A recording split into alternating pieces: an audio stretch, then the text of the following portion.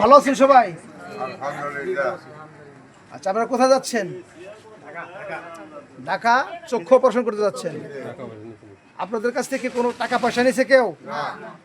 আচ্ছা, কেউ কোনো টাকা পয়সা নেয় নাই? পরে আপনারা আবার যখন 6 মাস পরে ফোন দিব, পরে আবার যদি ফোন দেয়, আপনাদেরকে ফোন দিয়ে জিজ্ঞাসা আপনাদের কাছ থেকে কোনো টাকা পয়সা নিয়েছেন কিনা বা কেউ কোনো টাকা পয়সা নিছে কিনা, এটা তো জানবে কিন্তু, ঠিক আছে? আপনার কারোর কাছে টাকা পয়সা দেন নাই? এটা একটা বিদেশি সংস্থা, ওনারা মাগনা বিনামূল্যে গরিব জনসাধারণকে চক্ষু চিকিৎসা করে থাকে এবং স্থানীয় অপারেশন করে থাকে। এটা একটা বিদেশি সংস্থা, এনএসকে না,